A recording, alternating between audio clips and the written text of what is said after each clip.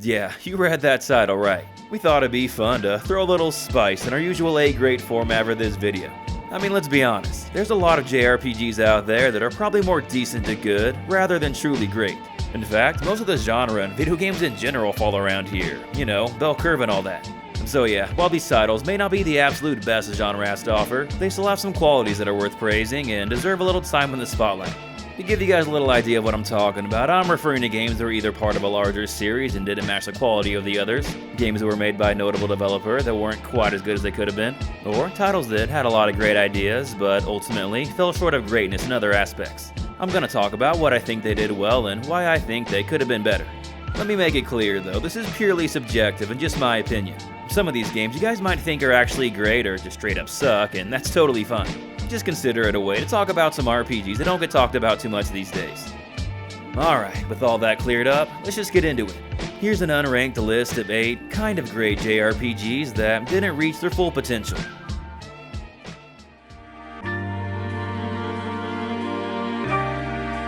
The light is your guide. A dream is what keeps you going.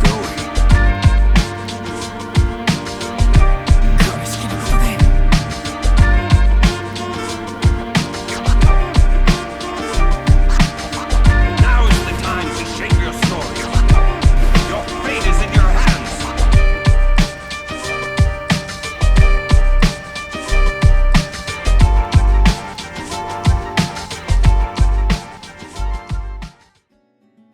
To start this list off, we have Suikoden 4. Yeah, probably not that surprising of a pick. Suikoden 4 is the black sheep of the mainline series and almost unanimously considered to be the weakest entry. I don't think it's as bad as some people say, but yeah, I wouldn't really call it great either. It's a perfectly fine, pretty good RPG, it's just for Suikoden standards, it's a bit of a step back. This makes it even weirder that out of all the mainline Suikoden games, this is the one that got a spin-off. Such an odd choice.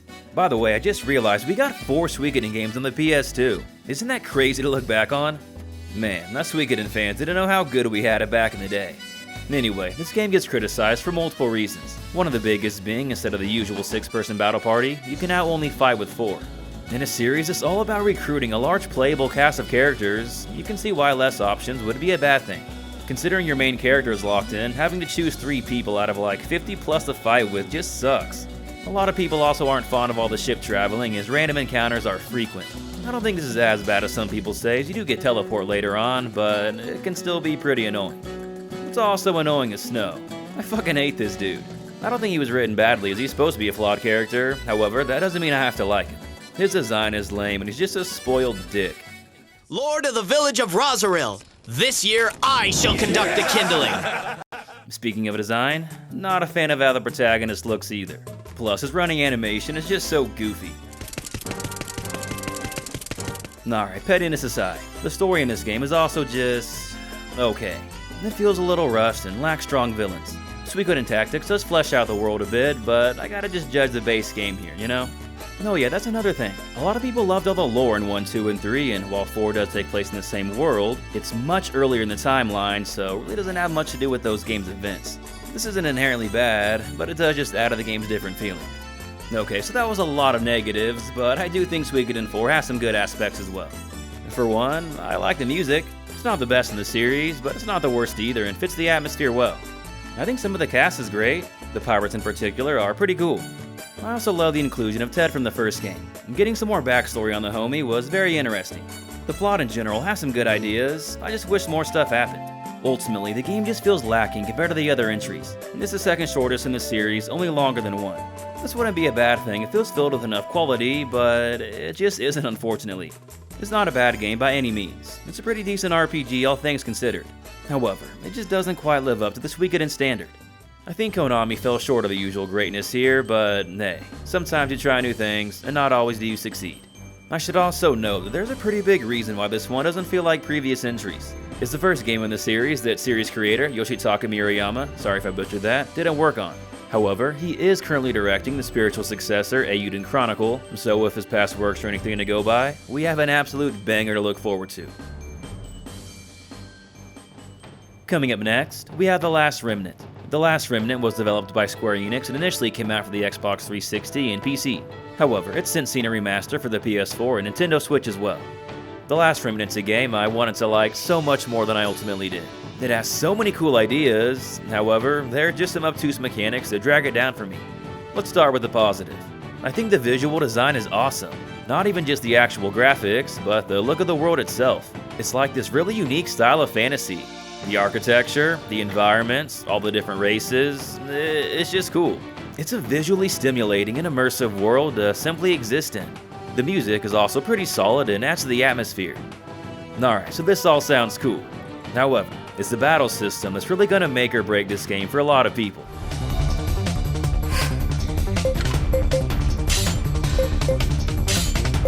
I like the idea of large-scale turn-based battles. That is something that should be explored more. The execution here, though, is just really confusing. There's no way I could even begin to explain it all, as first of all, that would take too long, and secondly, I still don't fully understand it, but yeah, it's just not very straightforward. Maybe it's not once you learn the full mechanics, but on the surface at least, there just seems to be a lot of randomness to battles. You don't really directly control your units, and the commands consistently change a lot. Like sometimes, I want this one command to show up for a unit, but when it's their turn, it's not there. Sucks. Again, there may be some way to influence what commands show up, but it's not clear or explained at all. There's a lot of stuff happening behind the scenes for sure. I'm definitely not saying it's bad, it's very deep and complex. It just wasn't for me.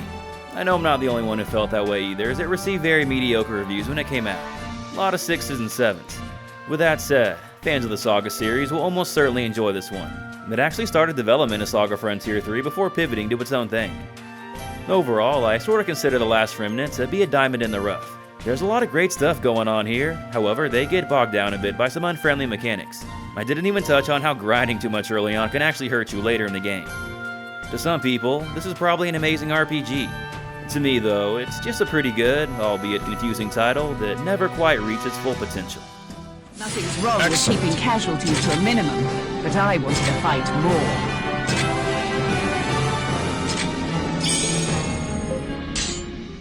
The next game we have on our list is Star Ocean, just the original for the Super Famicom, not the remake. This is another game I wanted to love so much more than I did. Star Ocean 2 was one of my all-time favorites, so hearing that the one that started it all never left Japan, I was super intrigued. I think this kind of led me to build up the game to be more than what it was, but even without those expectations, I think the game is just simply good, not necessarily great. From a technical standpoint, it's incredible. Easily one of the most gorgeous titles on the entire system. In fact, the graphics and the inclusion of voice acting pushed the console to its limit so much that they had to add a special compression chip to fit it all. Would you like some coffee, Captain? Yes, I'd like that. Thank you. One of the only few games on the system that needed to do this. It also just has a lot of very ambitious ideas. There's a lot of optional characters you can't all recruit in one playthrough, multiple endings involving said characters, item creation systems, more action-based combat, and I could keep going. However, while I applaud the effort, I just don't think all this stuff is implemented that well. The story also just feels really rushed with very inconsistent pacing. Like you get a lot of story in the first couple hours, but then after that, besides the odd moment here and there, you don't really get much again until the last couple hours. The middle 80% is just going from like town to dungeon with a very high encounter rate and very little plot. The main villain shows up out of nowhere in the final hour and yeah, it's just not handled that well. I'm also not really encouraged to seek out private actions because of all the backtracking and the lack of easy fast travel. Star Ocean isn't a bad RPG at all, it just starts off with so much promise and leads you to believe it's going to be a lot better than what it actually is. Like even before I played the game, just based on the presentation and how it's the start of the Star Ocean series, it always felt like this would be an easy top 10 Super Nintendo RPG. After playing it and beating it in the last year though, I don't think this is the case. The setting was really cool, but the story just never delivered for me. Thankfully, Star Ocean 2 was a glow up in every conceivable way. Like seriously, there is not a single thing the first game does better. I've legit never seen a bigger improvement from one JRPG to its sequel. Let's just say there's a reason why they decided to remake the first game using Star Ocean 2's engine, and then made a remaster of that remake instead of the original. I could explain why I think that is, however, this entry is not about Star Ocean 2, so I'll just save my thoughts about it till we cover the game in a retrospective next month. Yeah, get hyped. In the meantime, if you want to hear some more of my detailed thoughts about this first Star Ocean game, feel free to check out a retrospective over it that we released last year. And still mankind makes its way where no one has gone before. People say the universe is a star ocean.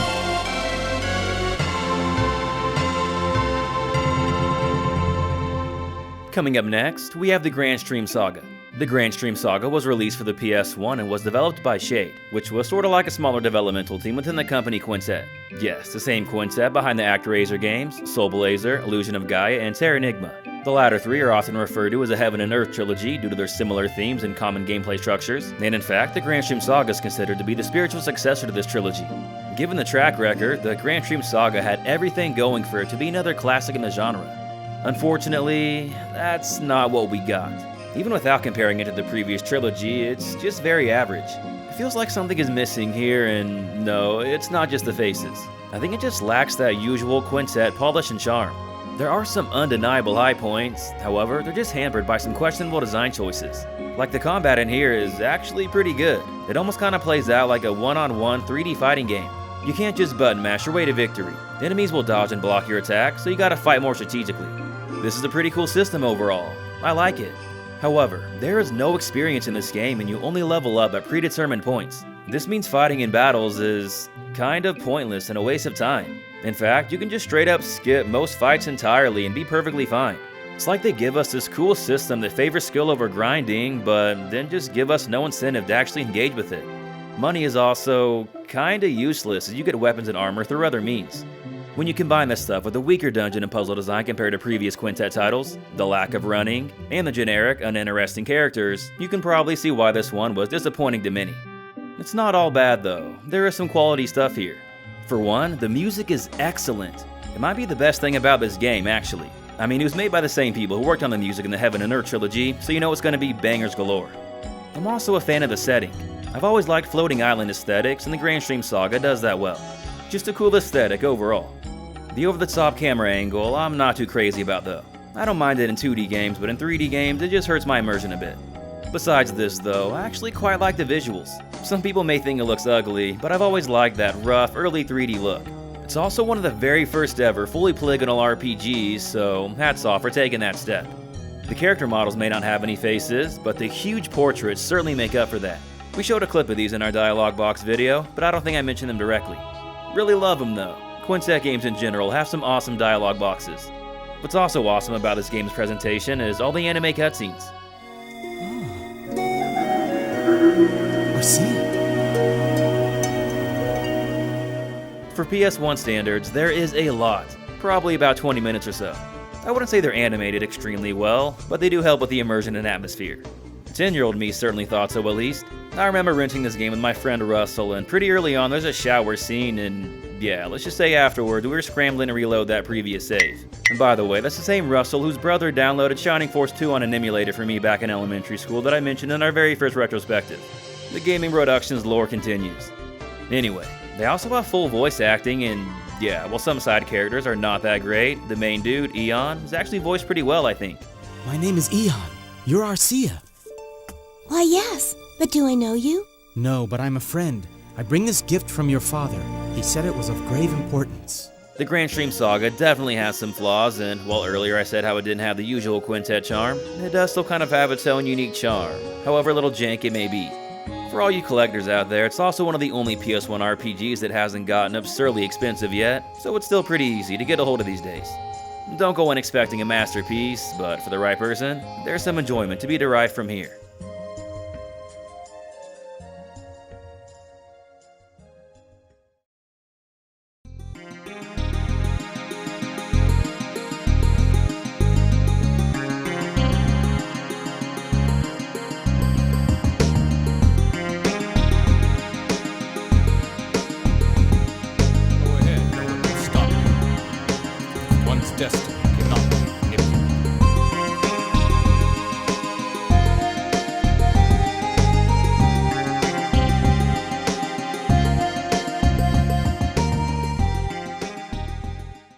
The next game we have on our list is Wild Arms 4.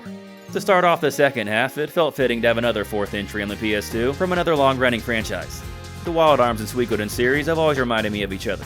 They both got their start on the PS1 with 2 games, had 3 mainline installments on the PS2, and had a tactical RPG spin-off. They also had other various media like mangas and anime.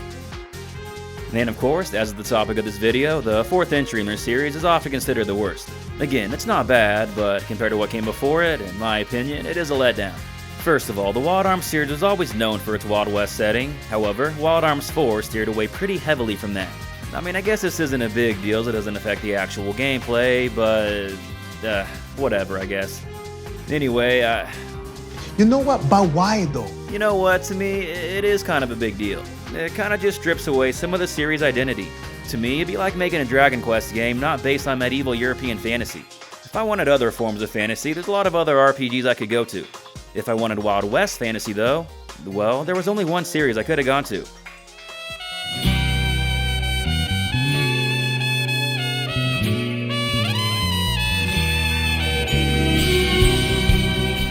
It's cool the Media Vision wanted to branch out, but just make a new RPG. It didn't have to be Wild Arms.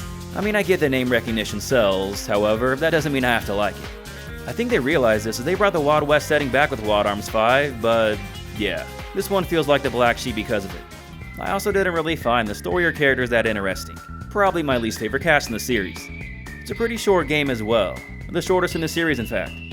Overall, it kinda just feels like more of a budget title compared to the previous entries. I've just never been a fan of the whole giant anime portraits to display cutscenes thing. I mean, I like portraits, but I just want to see the character models act out the cutscene as well. Some cinematic shots can really immerse you into a game, you know? Despite all the stuff that I'm not too crazy about, I still think Wild Arms 4 has some really strong points. I think the music is great. Longtime series composer Michiko Naruki worked on it, so yeah, no surprise here. She always delivers. However, the strongest thing about this game might be its gameplay, both in and out of combat. For exploration, there's some platforming, and yeah, I really like this. It kinda gives off some Valkyrie profile vibes. I'm definitely a platformer guy and wish more JRPGs would incorporate it. Combat also shifted to this hex grid-like system. It's kinda like a small-scale tactical RPG system as positioning is key here.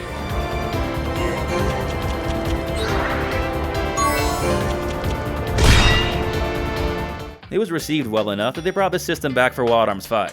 I definitely have my gripes with the Wild Arms 4, but the overall gameplay is not one of them. This alone honestly makes the game worth playing, I think. While it never quite lived up to the potential of the series for me, I still enjoyed my time with it. Ready to operate! Code M!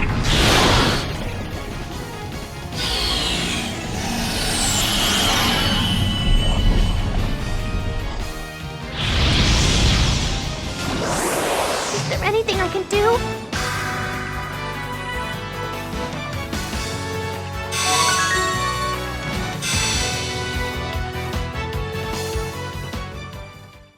And coming up next, we have Golden Sun Dark Dawn. Golden Sun Dark Dawn was released for the Nintendo DS and was developed by the company Camelot, probably best known for developing a lot of the Mario sports games and tactical RPG favorite, the Shining Force series. Oh, and of course the Golden Sun series as well. However, mainly just the first two. When talking about Golden Sun these days, Dark Dawn almost never gets brought up, and even when it does, it's usually not in the best light. It's a pretty good RPG, just not the best Golden Sun game. In fact, it was a huge step back for a lot of people. The first two Golden Sun games are extremely loved in the JRPG community. That fact, combined with there being 8 years in between the release of The Lost Stage and Dark Dawn, needless to say, expectations were high. In Dark Dawn's defense, anything less than like a 9 out of 10 would have been a letdown, so there were some big shoes to fill. Dark Dawn critically was received well, just not as well as the first two. I think it got like a 79 on Metacritic, while the others were around 90. So yeah, pretty solid, just not the usual standard. It's a competent RPG with great puzzles and dungeon design. That's probably the biggest praise I can say about the game. The battle system is pretty fun, it's just way too easy unfortunately. The first two games were never really that hard, but they did provide more of a challenge than this at least. The story and characters are also just fairly forgettable. You play as the offspring from the heroes of the first two games, and while that is pretty cool, unless I were to look up a plot synopsis, I couldn't really tell you what happens besides that. It's kind of a nothing burger of a story. However, maybe the most annoying thing about the game is that there's multiple points of no return and a ton of missables because of this. Unless you have a guide handy, you're probably gonna miss a lot. Yeah, PTSD probably triggering for some phony Abyss and Vesperia fans right now. Overall, Dark Dawn never does anything offensively bad, but it does kind of commit one of the cardinal sins of games and media in general. It's just kinda bland and forgettable. It wasn't the Golden Sun game fans wanted, and while the easier difficulty makes it seem like it'd be good for beginners, due to all the missables, it really isn't either. You can certainly do a lot worse than Dark Dawn, but you can also do a lot better. It's worth playing for some, however, I do think there are far more memorable experiences out there.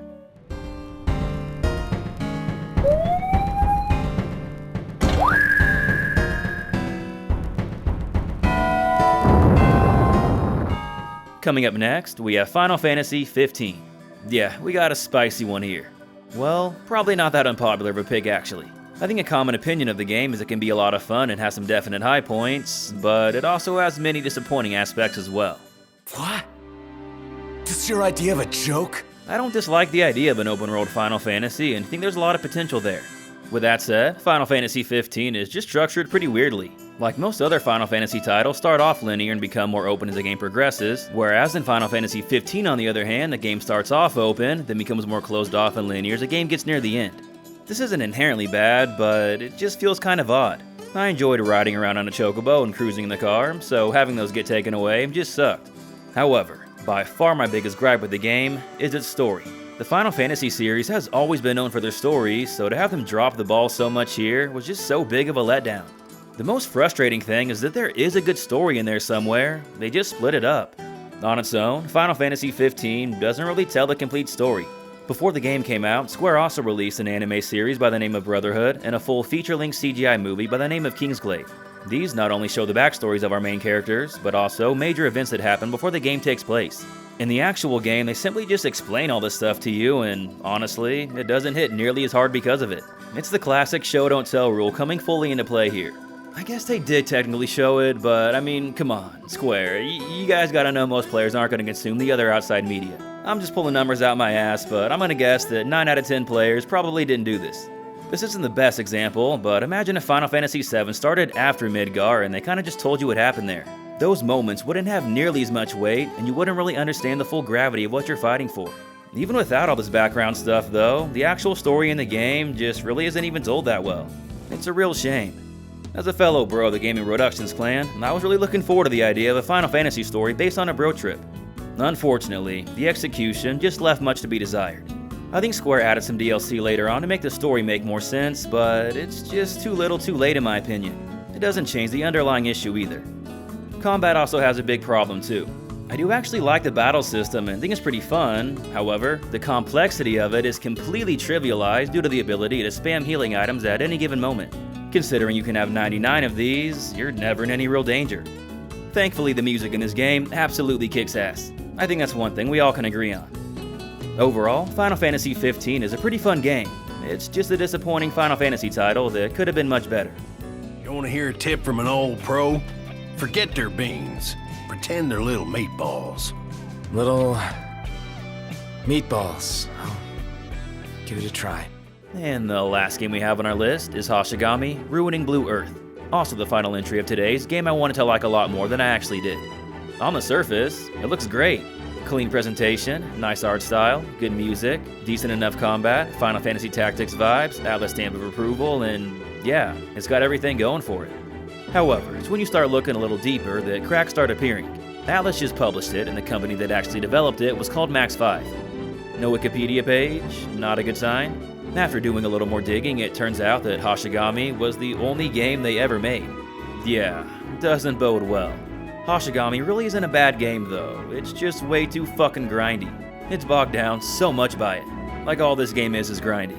This is already tedious enough on its own, but some combat mechanics makes it even more tedious. It's a little too convoluted for its own good and isn't really explained that well. It's sorta got a steep learning curve and not that player friendly. It's not very friendly in general. There's also permadeath with no grace period to revive people like in Final Fantasy Tactics, and you're commonly outnumbered by like 2 to 1 in battle. You're pretty much forced to grind to keep up with this. Hoshigami doesn't just ruin the Blue Earth. It's a great example of how improper difficulty balancing can just ruin a game. There's a somewhat interesting story and some decent characters here, but yeah, you're just not going to experience that much of them due to all the grinding. If they just would have toned this and the difficulty down, you'd have a pretty good game here, I think.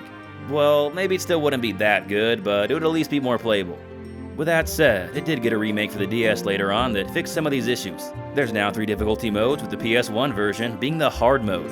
Yeah, that just goes to show how hard that version really was.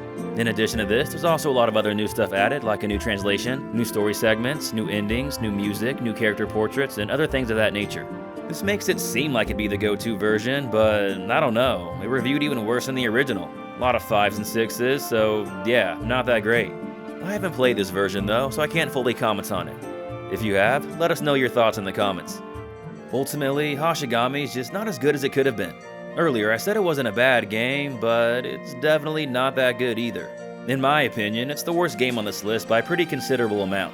The fact that there's not a single video about this game on YouTube kinda tells you all you need to know right there. It just didn't resonate for most people. I have seen some people online defend this title, however, not too many. Oftentimes, it's people expressing their disappointment with the game and how it could have been better. Well, you can go ahead and add me to that list.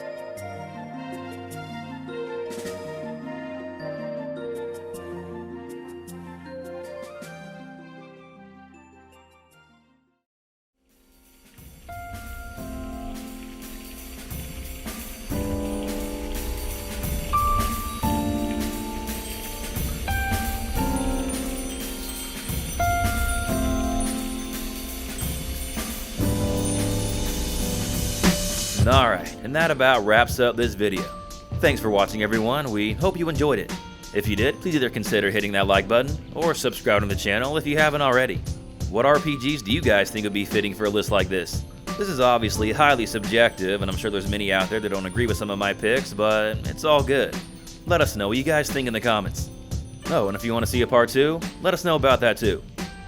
As always, just want to give a huge thank you to our Patreon supporters, and an extra special shout out to our top patrons, Derek Drost, Jesse Spencer, Jump Rock, and Saino.